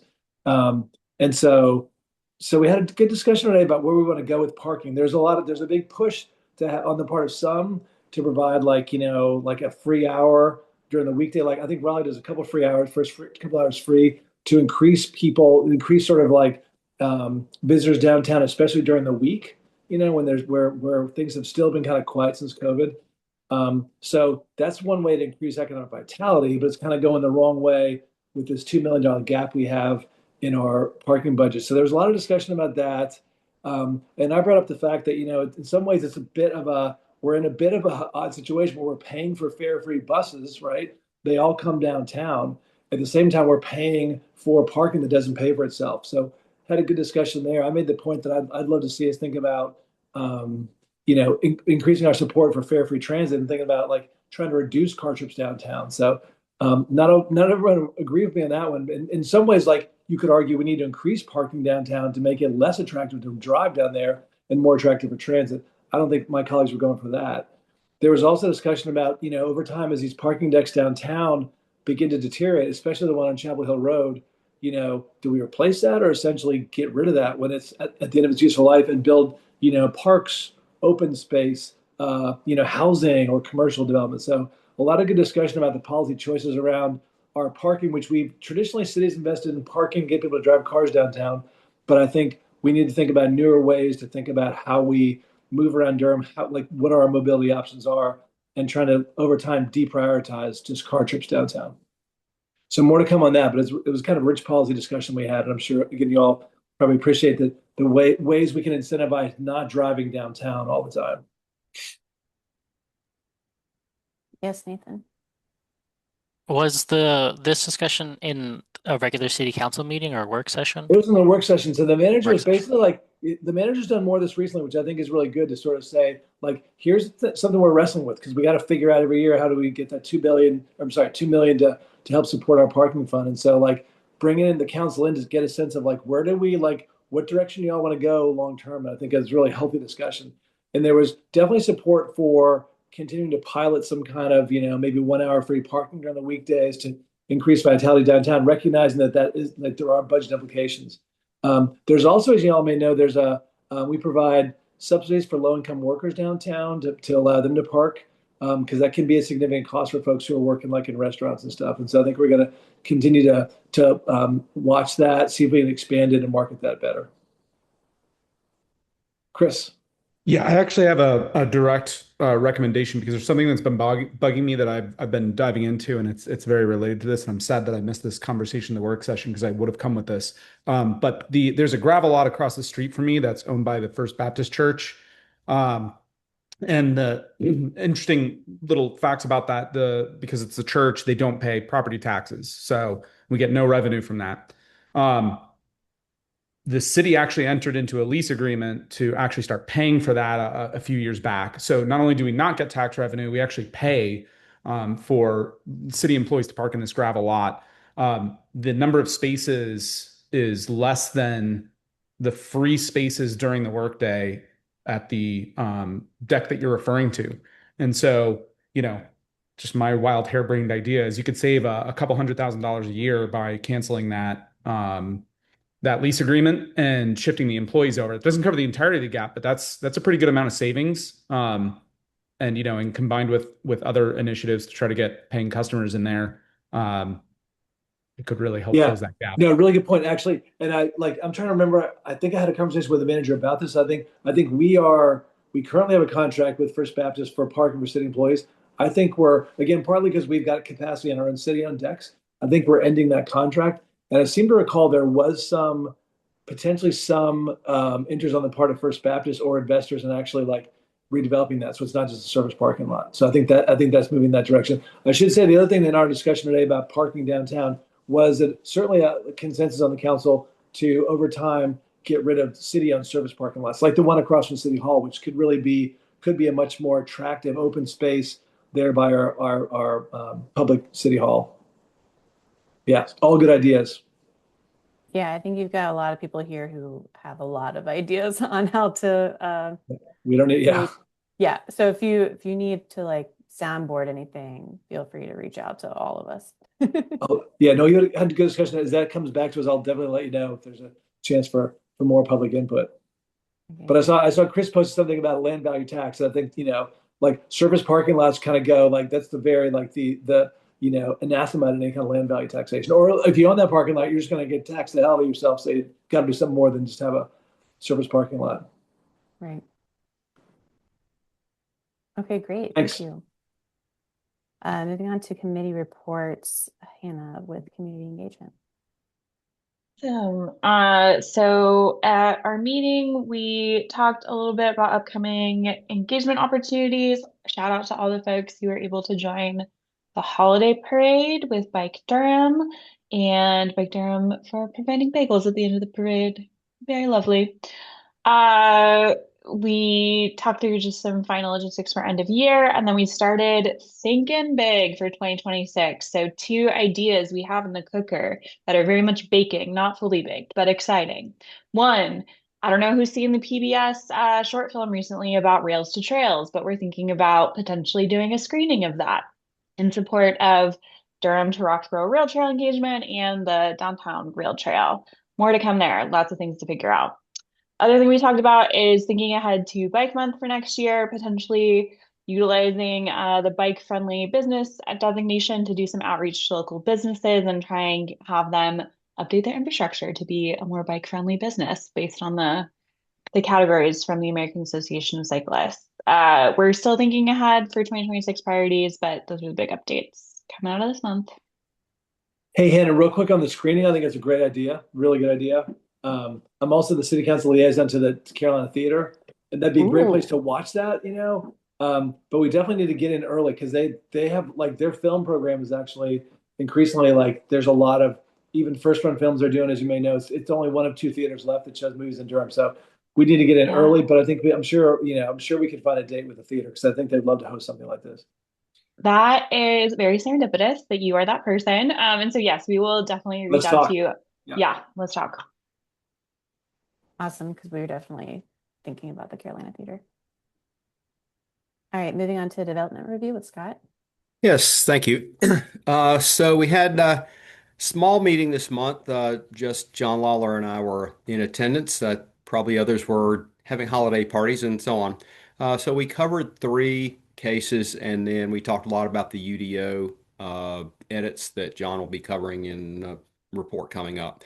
So just a quick snapshot of those three cases. One of them was called Page Road Townhouses, and it's a 4-acre, 35 multifamily unit development on Page Road, kind of between RTP and Briar Creek. And the interesting parts about that were just there are several other neighborhoods that are out there, and so connecting to those adjacent neighborhoods. And it's on a 45-mile-per-hour road, and trying to figure out how to get a pedestrian safe crossing across that street to the neighborhood that's on the other side. One other part that was interesting about that is we'll be connecting on the Page Road frontage with our multi-use path to another neighborhood that already has a 10-foot multi-use path. So actually one of the ones that was done a while ago and now has been implemented with a multi-use path. So we are kind of making connections here. So that's a good thing. The other two cases John looked at were on Farrington Road. It's north of 54 and sort of like right abutted between I-40 and Farrington Road on the Chapel Hill side of Durham. One of them was 50 houses on 7.5 acres. The other one was 350 multifamily units, both of these multifamily on 15 acres. And so they're both near some proposed trails. And so some of the recommendations were to leave an easement or create a connection to these proposed trailheads. And then let's see, the other one, well, just in general, those two are going to send traffic ultimately down to 54. So that corridor is already horrible and Farrington Road is already bad. So I'm not sure why we're allowing additional development in there without a lot of road improvements. But here are two more houses that are or two more developments, another 400 homes that are going to be adding traffic to that. So anyway, that's it. Thank you, Scott. Can I get somebody to make a motion to add time to the meeting before we continue? I motion to add, what do we need, 5? Let's go with 10? I motion to add 10 minutes. Seconded.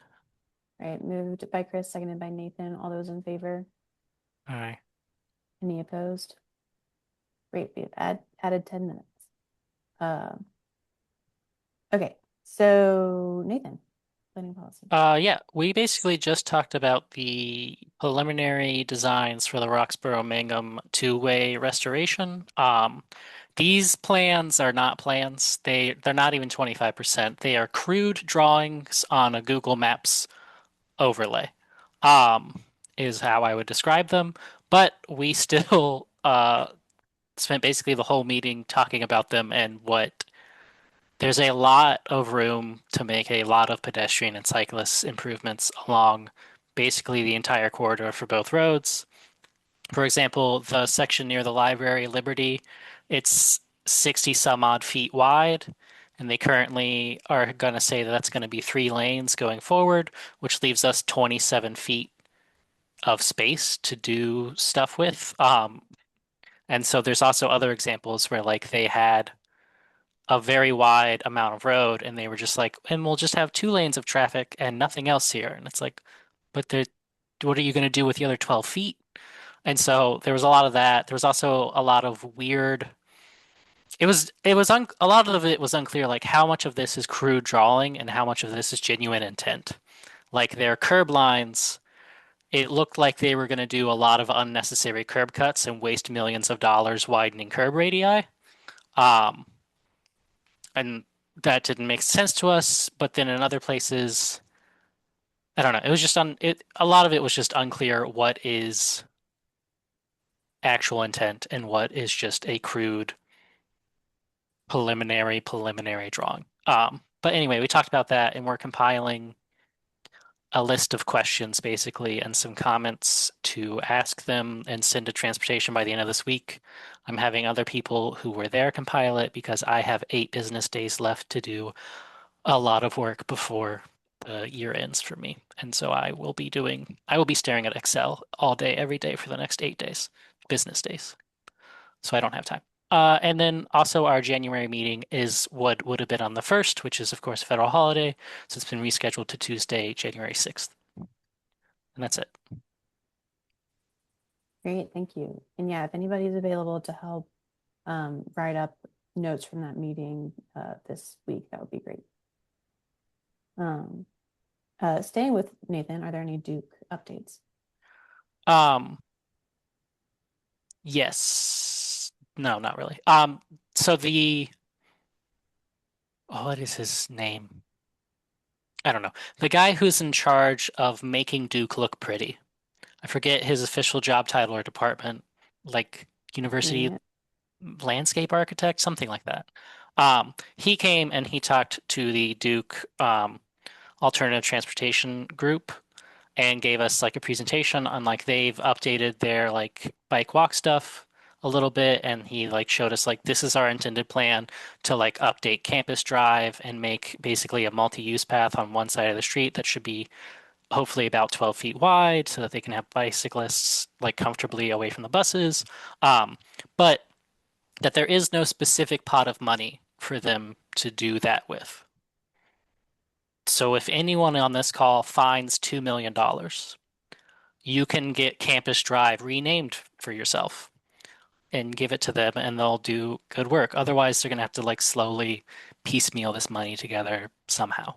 And so that was the biggest update, was just like that they have made some updated plans. They are doing other smaller projects that they do have buckets of money for, but that was the gist from Duke.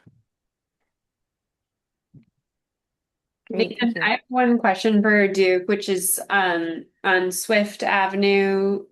I think it's south of Campus Drive, north of Duke University Drive. There's no sidewalk there, and students walk there all the time there's like no shoulder even. It seems very dangerous. And Katie, you mean like across 147? no, like between campus and south Duke of University? 147. Yes, if I have where Campus Drive is correct. It's like it's two blocks basically. Duke University Drive is the one that like turns into Main Street or Chapel. Chapel Hill, I think. So there's this 2 block stretch on Swift, and it's also heavily trafficked because that's how everybody gets up to Broad Street and gets to 147 from Lion Park, Moorhead Hill, that area. And I believe that it was part of the sidewalk plan to get a sidewalk added on Swift. So it might be worth flagging for Duke to get in with the city and advocate for that to be prioritized as well. Okay, yeah, thanks. I don't remember if that came up at our meeting. Is that section of Swift city maintained? I don't know. Okay. I mean, I'm guessing that it is, right? Yeah. I think probably. Okay. All right, thank you. I'll make a note of that. His name is Adim Gusa. Adim, yeah. I don't know his job title, but I just remembered his name. Thank you. All right. Thank you. Moving on to Nate with NCCU. No updates right now. I reached out to the person in charge of transportation and I haven't heard anything back. So. All right, sounds good. Thank you. This Ed Rizzuto part is from last month. Vision Zero update. Lauren is revamping the Vision Zero Coalition. So our first meeting is potentially in January. She's still kind of figuring out scheduling, but sent out invitations to those people for January 15th, I believe. So I'll have more information hopefully at the next January meeting. And moving on to John with the UDO task force. Good news is we received planning's response to our recommendations on December 2nd. And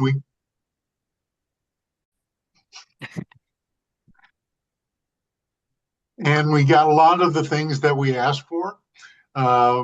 We've got now the UDO will have 6-foot minimum sidewalks, 12-foot minimum multi-use paths. We've been asking for the 12-foot for a long time. They agreed to raised crossings on new internal development intersections inside developments and for the crossings for the multiple use path along the frontage road, so long as the frontage road was not an NCDOT road. There's still issues with NCDOT on the race crossings. Just a couple other things that I'll mention. They agreed to 2 canopy trees for new transit shelters that come up as part of development projects. They agreed to that 10% of the bike parking spaces would be for space for cargo bikes if there were at least 10 short-term or 10 long-term spaces to included, and then it would be 10%. And that spacing would be 3 feet by 8 feet versus the regular 2 feet by 6 feet. They indicated that they were thinking about changing the regular parking space size from 2 foot by 6 to 3 foot by 6, but we really don't want that. That would place inverted U-racks 6 feet apart versus the current 4 feet, and there's just nothing to be added there. And the challenge with that is that you increase the cost of potential shelters just dramatically by more than 50%. So shelters are something that I hope will become much more important in the future. And we don't want to make them cost prohibitive by expanding the length of that space unless it's needed to. We need it for cargo racks.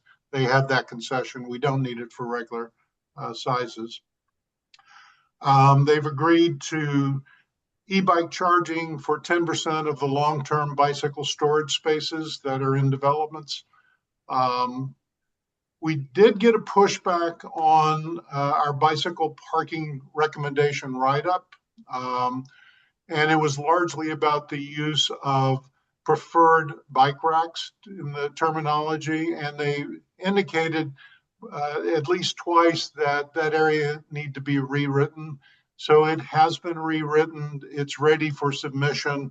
I'll talk to Mary Rose about getting that submitted this week, but it's ready to go. I actually think we'll get most of what we're asking for there because we're looking for language that will not exclude smart bike racks in the future and not exclude smart bike rack shelters if they become something that a developer wants, but we don't want to have any language in there that recommends them.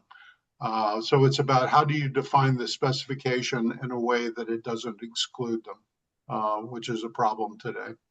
But overall, it was very positive feedback. I'm looking forward to getting feedback once we resubmit the part that we've rewritten. So it was good news. Great, thank you. I actually want to jump in on the DOST thing real quick. Ramsey Ritchie is no longer with DOST, so I don't know if we have to ask for a new Yeah, he mentioned that his capacity would be changing. I believe he's now on the Planning Commission or something like that. So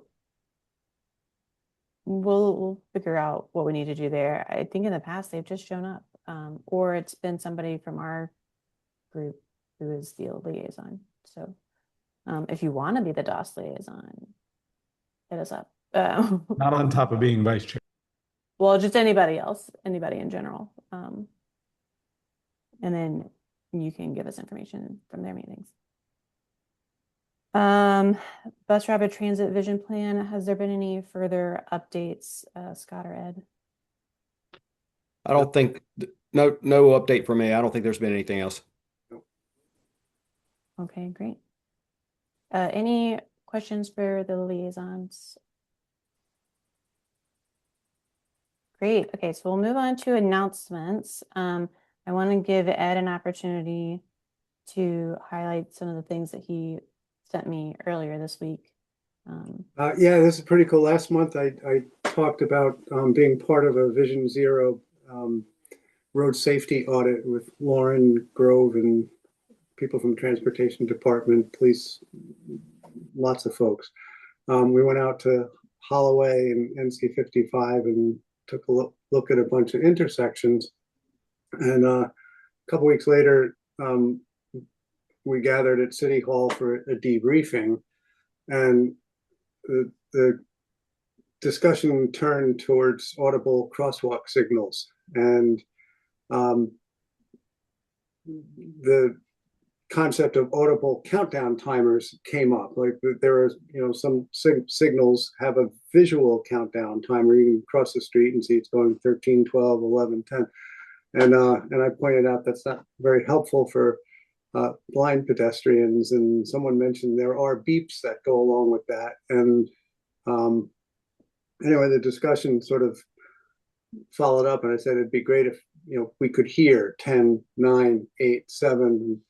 A day or two later, Peter Nicholas, the engineer with the transportation department, texted me, kind of like a eureka moment. He said that he had gone into, I guess, a lab per se, with some other engineers, and they successfully configured a crosswalk signal to audibly speak the countdown, which was pretty exciting. And then a week or so ago, Peter sent me news that they had